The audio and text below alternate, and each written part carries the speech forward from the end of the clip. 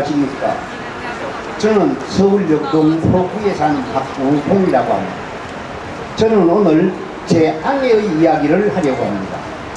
제 아내는 죽었습니다. 제 아내는 2021년 12월 18일 코로나 백신 모더나를 접종받고 백신 부작용으로 중증 환자 경기동동에서 치료를 받다가 코로나 폐렴 합병증이라는 진단을 받고 사망했습니다. 오늘 저는 제 아내의 참혹했던 고통과 비참한 죽음에 대해 이야기를 하려고 합니다. 아내 김문재의 사망 이야기를 하려고 합니다. 아내는 백신을 접종받고 백신 접종 이튿날부터 가슴이 답답하고 숨이 차며 심한 몸살기로 식사도 못하여 동네 병원에서 2차례에 걸쳐 진료를 받았습니다. 접종 일주일이 지난 12월 26일에는 화장실도 출입이 어려울 정도로 기력이 쇠진하고 숨쉬기가 어렵다며 가슴이 몹시 답답함을 호소하여 긴급하게 119의 도움으로 서울 양천구에 있는 이대목동병원 응급실로 이송하였습니다. 입원 서너 시간 뒤일까 혈압이 자꾸 떨어지고 호흡 기능이 저하되어 인공호흡기로도 호흡이 어렵다며 목에 구멍을 내서 호흡용 호수를 삽입했습니다. 이번 이틀 뒤에는 떨어진 혈압이 전혀 회복되지 않고 심장과 폐의 기능이 더욱 나빠져서 에코모란 치료를 실시한다고 했습니다. 에코모 치료란 체외로 혈관을 빼내려 물리적으로 이산화탄소 등을 분리 제거하고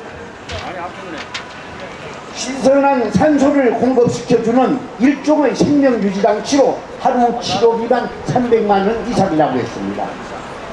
목에 구멍을 뚫어 호수를 연결해 놓았으니 식사는 물론이고 물 한 모금도 마시지 못하고 말 한마디도 하지 못한 채 고통과 공포와 절망 속에서 몸이 묶여 있으니 움직임은 고사하고 숨도 제대로 한번 못 쉬는 상태가 되었습니다. 코로나에 걸리지 않는다는, 코로나를 예방한다는 코로나 예방 백신을 접종했다가 오히려 백신 부작용으로 중증 코로나에 걸리고 말았습니다. 그리고 진균성 폐렴 등 부작용을 일으켜 백신 접종 44일차 응급실 입원 36일차인 2022년 1월 31일 사망했습니다. 아내가 죽고 나서 나는 처음으로 백신이라는 것을 알게 되었습니다. 특히 코로나 백신의 거짓된 사실을, 코로나 백신의 숨기던 비밀과 엄청난 위험실을, 다시 말해 코로나 백신을 접종받으면 죽을 수도 있다는 절대적인 사실을 알았습니다. 그때는 왜 몰랐는지, 그때만 해도 백신을 접종받으면 죽을 수 있다는 사실은 꿈에도 몰랐던 때입니다. 무지했던 것이죠. 아니 그냥 믿었던 것이죠. 국가에서 하는 일이니 그냥 믿을 수밖에 없었습니다. 그리고 그때는 백신을 접종받지 않고서는 일상적인 생활조차 하기 어려웠던 시절이 아니었습니까? K백신이니 백신 패스니 하며 백신 접종에 정신줄을 놓고 살게 했던 때였습니까? 백신을 접종할 때는 핸드폰 문자나 백신 확인서가 없이는, 백신 접종 확인서가 없이는 공공장소에는 출입도 안 되었고 4인 이상은 함께 식사도 할 수 없었으며 아예 식당은 식탁마다 4인 전용 칸막이를 설치할 때입니다. 백신 공포와 백신 광란의 시절이었습니다. 소위 코로나19라는 전염병으로 코로나19라는 백신으로 방역이라는 명분 아래 그렇게 백신 정치, 코로나 정치를 한 것입니다. 그러면서 백신은 극히 안전하다, 만약 백신을 접종받고 부작용이 발생하면 국가에서 책임을 진다며 전 국민을 향해 국가 책임론을 발표했습니다. 그것도 문재인 대통령이 TV 방송을 통해. 그러니 일반 국민들은 정부를 믿고 백신을 접종받을 수밖에 없었죠. 그런데 그 안전하다고 하는 백신을 접종받고 그 부작용으로 제 아내는 죽었습니다. 병원 안 가겠지? 멀쩡했던 제 아내는 죽었습니다. 병원으로부터 받은 사망 진단서입니다. 환자 성명 김문재, 상기 환자는 2021년 12월 18일 모더나 3차 접종받고 다음 날부터 기침, 숨찬 증상으로 입원하여 중증 코로나 진단을 받고 폐렴으로 진행하여 항바이러스제와 스테로이드 치료도 진행, 인공호흡기 착용, 에크모 치료하였고 이후 격리 해제 후 흉부외과로 전과하여 중환자실에서 치료 지속하였으나 세균성, 진균성 폐렴의 합병증으로 사망함. 이와 여자대학교 의과대학 이대 목동명은 의사 최희종. 주위에서 코로나 관련 사망자는 사망 위로금과 장례비 일부를 해준다고들 해서 사망 신고도 해야 되고 구비서를 준비하여 정부에서 시행하는 코로나19 예방 접종 피해 보상이라는 신청을 하였습니다. 나중에 알게 되지만 이 모두가 형식적이고 요식적인 절차였을 뿐이지 해답은 이미 정책적으로 정해져 있었던 것입니다. 안 된다는 것이죠. 기각에 대해 이 이슈를 3번이나 재신청하였으나 모두 다 기각이었습니다. 다음은 기각된 심의 내용입니다. 심의번호 코로나 1-2023-9898 성명 집문제 심의 결과 기각 4-2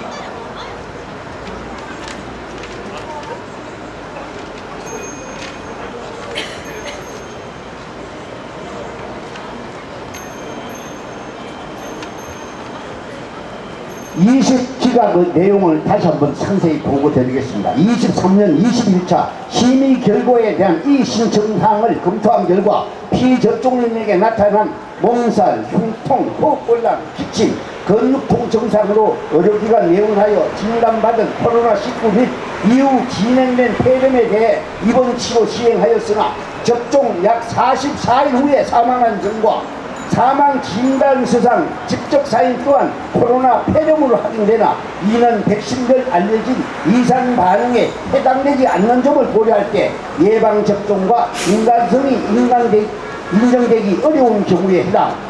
이것이 기각 사유였습니다.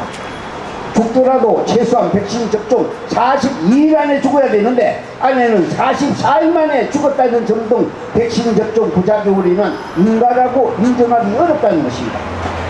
백신을 접종받고 발생하는 여한 몸살, 흉통, 호흡곤란, 기침, 근육통, 심폐기능 저하로 목에 구멍을 뚫고 호수를 꼽아 인공호흡을 강제하고 몸 밖에서 심장과 폐의 기능을 대신해주는 에코모란 치료를 받다가 죽었는데도 그 모든 것은 백신의 부작용과 한계가 없는, 다시 말해 인과성이 있다고 인정하기 어렵다는 겁니다. 그래서 기각이라는 것입니다. 따라서 국가나 보건당국의 책임이 아니라는 것입니다. 일체의 어떠한 위로금도 보상도 해줄 수 없다는 것입니다. 우리나라는 참으로 공평하지도 않고 평등하지도 않는 나라입니다. 뿐만 아니라 정직하지도 못할 뿐더러 결코 정의롭지 못한 그런 정부이고 그런 국가입니다.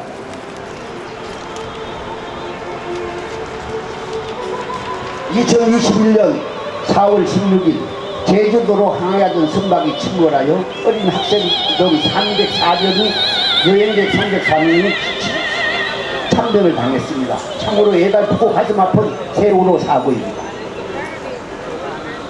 해상의 선박 사고지요. 정부가 책임질 일이 아니라고들 했지만 그런데 그 어떤 정치적 논리와 시민단체들의 사회적 이해관계로 정부는 엄청난 보상을 해줍니다. 또 2022년 10월 29일 밤 일반 국민들은 잘 알지도 못하는 요란한 축제에서 압사 사고가 발생하여 안타깝게 159명의 생명을 잃습니다. 이태원 사고입니다.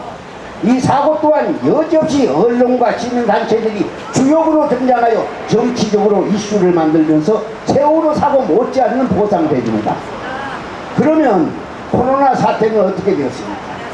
코로나19 발생 초기에 국경을 폐쇄하여 중국 우한으로부터 코로나19의 유입을 차단해야 한다며 76만 명의 청와대 국민청원과 의사협회를 비롯한 의료진들이 대통령과 정부에 7차례나 건의하며 항의도 했지만 형제국가 중국과 함께 고통을 해야 한다며 문재인 대통령은 기어이 국정을 개방합니다. 그리하여 신천지를 비롯한 온 세상을 생존과 같은 아수라장으로 만들고 국가와 국민들을 코로나19라는 전염병으로 초토화하고 맙니다. 그리고 이 코로나를 예방해야 한다면서 수조 원의 혈세를 들여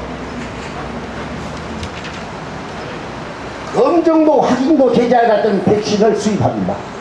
최근 감사원 감사에서 이산화규소, 이 이산화규소라는 게 모래와 유리조각을 만드는 기본 성분입니다.